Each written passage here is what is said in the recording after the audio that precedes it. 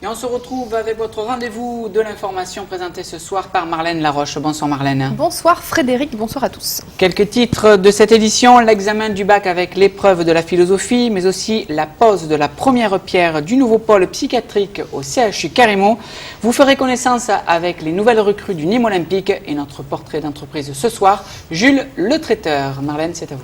Et on commence tout de suite avec la première épreuve du baccalauréat, lancement traditionnel des épreuves pour 467 000 candidats des filières générales et technologiques qui ont débuté les épreuves ce jeudi par la philosophie. 22 987 candidats pour la région Languedoc-Roussillon et 6 294 pour le Gard. Adrien Feuch et Maëva Belin ont rencontré les étudiants à la sortie de l'épreuve, découverte des sujets sur lesquels les lycéens ont planché ce matin. L'art peut-il se passer de règles? Dépend-il de nous d'être heureux? Tels étaient deux des sujets du bac philosophie 2010. Durant 4 heures, voire moins, ce sont les terminales de série scientifique qui ont planché ce matin au lycée Alphonse Daudet, avec pour certains à la sortie des certitudes pour le moins inhabituelles après une épreuve de philosophie. Pour moi ça s'est très bien passé, étant donné que la philo c'est assez familier pour moi. J'ai beaucoup de facilité en cette matière, d'ailleurs dans toutes les matières. Et début difficile parce que j'hésitais entre plusieurs sujets, il y avait 3 sujets différents. Et je me demandais, je connaissais les 3 parfaitement, et je me demandais lequel allait se finir le plus rapidement, quoi. Bah ça s'est bien passé, je suis sortie en première de ma salle. Ce qui est bon signe. Ça dépend pour qui. Si certains connaissent des facilités, d'autres ont la hantise du hors-sujet. Est-ce que les élèves auront pu rester heureux malgré cette obsession? Je crois que j'ai fait un peu du hors-sujet, j'ai parlé du désir, qu'on pouvait être heureux en satisfaisant nos désirs. Pour les étudiants qui n'excellent pas dans la dissertation, une étude de texte leur était proposée. C'était sur l'intérêt que portent les gens par rapport à leur profit, vu que j'avais pas trop révisé la philo. Et ça s'est plutôt bien passé, je fais 5 pages sur le texte, c'était sur Hobbes. Pas le temps de se reposer. Demain matin, les terminales scientifiques passent les épreuves d'histoire-géographie. Les autres matières se dérouleront en début de semaine prochaine. Voilà, et en France, rappel des chiffres, le taux de réussite global en 2009 avait atteint les 86,2% pour les bacheliers. Et pour la session 2010, les résultats seront connus et publiés le 6 juillet et le 10 juillet pour ceux qui auront eu à passer l'oral de rattrapage. On va parler sport maintenant avec une nouvelle recrue pour le Nîmes Olympique. Paul-Noël Ettori, jeune gardien de but de 19 ans, a signé pour 2 ans avec le club nîmois. Il officiait en CFA2 à l'AS Monaco la saison dernière. Fils de Jean-Luc Ettori, ancien gardien de but de l'équipe de France, titulaire lors de la Coupe du Monde en 1982. Le fils, donc Paul Noël, jouera donc à Nîmes. Présentation avec Alain Bellon. À la fin de la saison, on m'a contacté pour venir faire quelques essais. Je suis venu quelques jours faire les essais. L'équipe m'a très bien accueilli, c'est très bien passé. Même moi, à l'entraînement, je me sentais bien, en confiance dans ce groupe. Donc oui, non, très très bien. J'ai fait deux saisons en CFA, c'était les deux dernières saisons. J'ai fait quelques bons matchs, on a été champion cette année. Donc je pense arriver ici avec quelque chose de bien, de pouvoir prouver quelque chose ici et faire ma place petit à petit. J'ai 2 ans, peut-être plus, j'espère. On verra après, au bout de ces 2 ans, comment ça va se passer. Nico Ettori, vous êtes présent à Nîmes Olympique aujourd'hui pour un moment un peu particulier qui est la signature d'un contrat pro, mais qui n'est pas pour vous. Oui, pour moi, non, j'ai passé l'âge. Mais non, il faut être très fier que mon fiston signe un contrat pro, son premier contrat pro. Donc c'est quelque chose, pour l'avoir vécu, c'est quelque chose qui marque. Même si on banalise un peu tout maintenant à l'heure d'aujourd'hui, mais je crois qu'il est fier, et le papa aussi est fier. C'est un aboutissement pour moi de signer pro, c'est un rêve. Ma motivation pour venir à Nîmes, c'est que je sais qu'ici il y a un cadre, il y a quelque chose, il y a un bon staff, je sais que je vais pouvoir travailler, encore grandir, m'améliorer, et pour plus tard espérer pouvoir garder les buts du Nîmes Olympique, et puis après voir plus loin si possible. Voilà, Paul-Noël Ettori, donc gardien de but pour le Nîmes Olympique la saison prochaine. Première rencontre pour l'équipe des Crocos. Le Nîmes Olympique jouera un match amical le 24 juillet contre le Toulouse Football Club. Et autre temps fort, évidemment, footballistique, ce sera ce soir. La Coupe du Monde 2010 se joue en ce moment même en Afrique du Sud. L'équipe de France affrontera ce soir l'équipe du Mexique. Coup d'envoi à 20h30. On fera évidemment le tour de la ville pour vous voir vivre ces temps forts de football. On va parler maintenant du centre universitaire CHU de Carrémaux qui entreprend la construction d'un pôle de psychiatrie sur le site nîmois. Un pôle qui offrira les meilleures conditions d'accueil pour ses patients. Pose de la première pierre aujourd'hui et présentation de ce pôle avec Maëva Bellon et Thomas Rabel. Le centre hospitalier universitaire de Nîmes a posé la première pierre du pôle psychiatrique sur le site de Carrémaux. Répondant aux critères de la psychiatrie moderne, ce pôle offrira aux patients les meilleures conditions de soins possibles. Ce projet est fait pour les patients, pour faire en sorte qu'ils soient confortablement installés, qu'ils se sentent en sécurité, protégés, que leur intimité, leur personnalité soient respectées. Nous avons voulu donner un caractère moderne, aéré, vif, coloré à ces bâtiments, faire en sorte qu'on s'éloigne un peu des visages ou des habitudes classiques, un peu démodées d'ailleurs de la psychiatrie ancienne. La conception du bâtiment privilégie l'insertion dans le site et la qualité environnementale. La sécurisation des espaces extérieurs s'appuie sur la configuration naturelle du terrain. On est aux portes de la garrigue, on est entouré de pinèdes, je crois qu'il fallait respecter le site et pour ça on ne peut que se réjouir que les architectes aient tenu à ce que ce bâtiment s'intègre dans le site, on le voit. Donc je crois qu'effectivement c'est un lieu qui est important pour le CHU, mais aussi pour les malades, pour les gens qui vont traiter aussi ces malades, le personnel bien sûr médical, qui travaillera dans les meilleures conditions. Ce nouveau bâtiment regroupera l'ensemble des capacités de psychiatrie du site de Carrémaux et a pour vocation d'humaniser les conditions d'accueil et de prise en charge des patients. Voilà, et le pôle de psychiatrie du CHU Carrémaux devrait être inauguré, si tout va bien, à l'automne 2011. On part du côté de Beauvoisin. Le développement urbain de villages est souvent une problématique pour les maires. Afin de les aider à y voir plus clair, l'agence d'urbanisme de Nîmes-Balès anime des réflexions menées par des étudiants dans le cadre d'un exercice pédagogique. Une de ces réflexions a concerné l'urbanisation du quartier à Beauvoisin. Olivier Michel a assisté à la présentation des différents projets. L'intérêt, c'est de nous apporter de nouvelles idées qu'on n'a pas, nous, dans nos communes. C'est aux deuxième année de l'école d'architecture de Montpellier qu'a été confiée la problématique de l'urbanisation de 4 quartiers de Beauvoisin.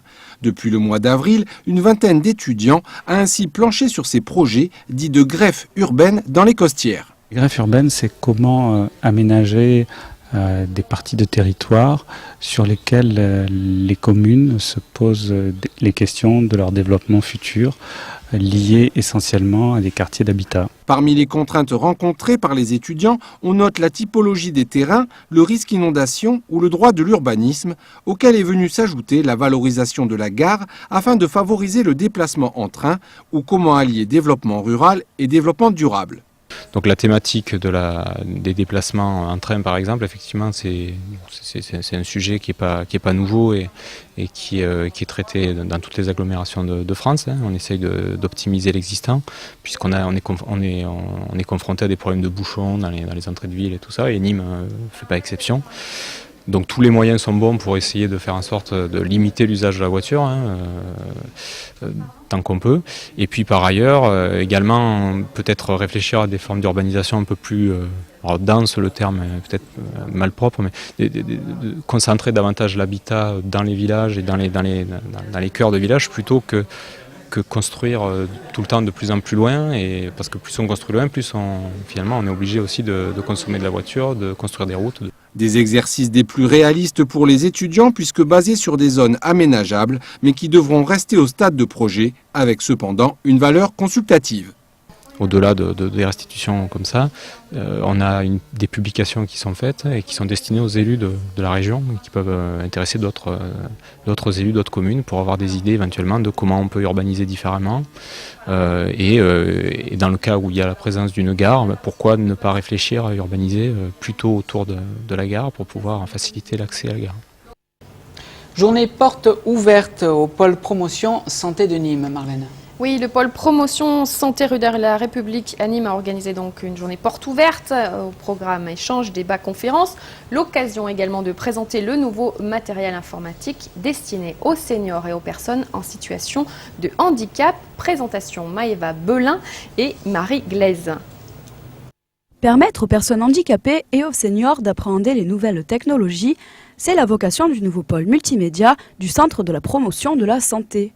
Le pôle connaît une forte progression de fréquentation, ce qui prouve une réelle demande en matière d'initiation informatique. Le public, nous recevons un public d'handicapés et de gens reconnus travailleurs handicapés. Donc nous formons ces gens par 2 matinées, par groupe de 10, puisque maintenant nous avons 10 postes accessibles. Donc elles sont initiées par mon collaborateur Grégory Confort aux nouvelles technologies. Donc ce style de formation va partir, si vous voulez, sur la découverte de nos micro-ordinateurs, de nos produits, Word et Excel. Et en plus, nous les ouvrons aux nouvelles technologies sur des adresses Internet qui leur permettent de pouvoir dialoguer avec des membres de leur famille qui sont éloignés. Le centre a organisé une journée porte ouverte afin de présenter son nouveau matériel de pointe adapté à ce public. Ce matin, nous avions donc de nombreuses personnes, des seniors, des personnes handicapés qui ont l'habitude de fréquenter ce pôle. L'intérêt de cette journée, c'est de faire connaître notre pôle multimédia. Beaucoup de Nîmois ne savent pas qu'il existe encore. De faire un petit peu connaître aussi toute la richesse que ces personnes handicapées y trouvent avec cet échange avec les seniors. Les portes ouvertes ont permis de créer des échanges et des liens entre le personnel du centre et son public. Et on termine par une information pratique. Dernier jour, ce jeudi 17 juin, pour remplir votre déclaration d'impôt sur le revenu par Internet. 17 jours de délai supplémentaires par rapport à l'envoi par courrier fixé, lui, au 31 mai, sont accordés donc aux internautes qui ont jusqu'à ce soir minuit pour remplir leur télédéclaration. Voilà Frédéric pour l'essentiel des informations du JT de ce jour. Notre portrait d'entreprise réalisé par Nicolas Pinchino, Jules Traiteur. Télémiroir avec Carré Gagnant, les atouts maîtres de Nîmes Métropole pour entreprendre, vous présente ce programme.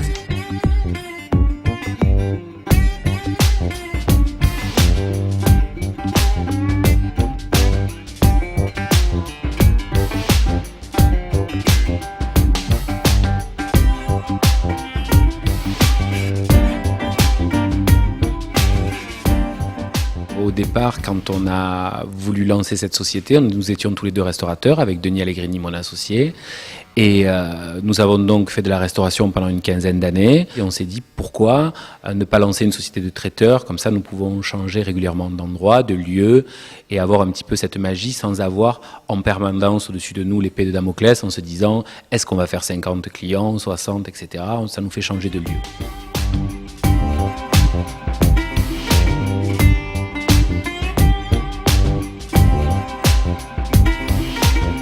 Nous avons démarré l'activité en fait au mois de janvier.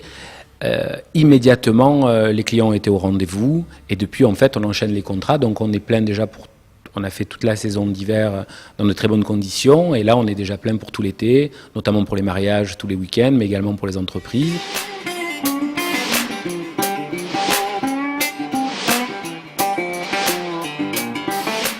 On arrive, on monte les chapiteaux, on fait venir des groupes de musique que l'on a choisis, on fait jouer des disques jockeys pour certaines occasions, on amène des gonflables quand il va y avoir les enfants de la société et on essaye de se diversifier pour faire vraiment une prestation globale. Le client vient nous voir, nous donne une enveloppe et on gère complètement l'événement.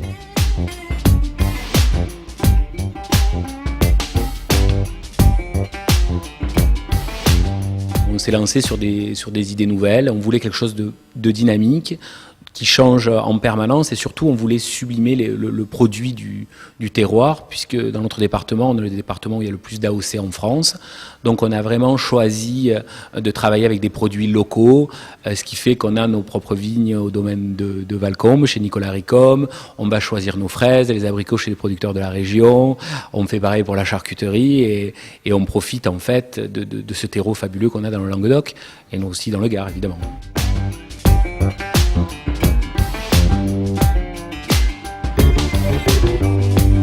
Très rapidement, on s'est équipé pour faire des événements de grande ampleur.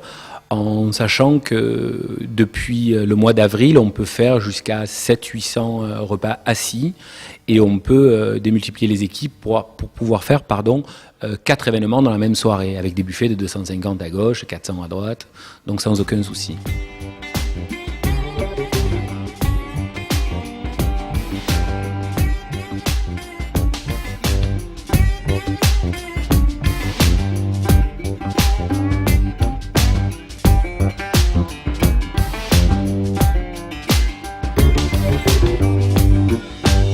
Télémiroir avec Carré Gagnant, les atouts maîtres de Nîmes Métropole pour entreprendre vous ont présenté ce programme. Voilà, c'est la fin de cette édition. Merci de vous avoir suivis. Merci Marlène pour toutes ces informations. Merci à très Frédéric. bientôt sur ce plateau. Dès Ne demain pour ratez Territoire. pas. Voilà. Vous nous entraînez où, par contre, demain? Découverte un peu du programme de l'été dans les Jardins de la Fontaine, dans les arènes de Nîmes, au Pont du Gard. On parlera aussi des traditions avec les fêtes votives, évidemment, qui ont lieu tout l'été pour les touristes et les locaux. Et puis les expositions à ne pas manquer durant l'été. Voilà, en mettez gros, de le bonnes programme. chaussures, quoi. Vous avez compris. Voilà le message, de bonnes chaussures. Merci Marlène. À bientôt. Passez une excellente soirée sur Télémiroir, 21h noir et blanc, 23h la rediffusion des aléas du direct, spécialement dédiée à la fête de la musique. À bientôt.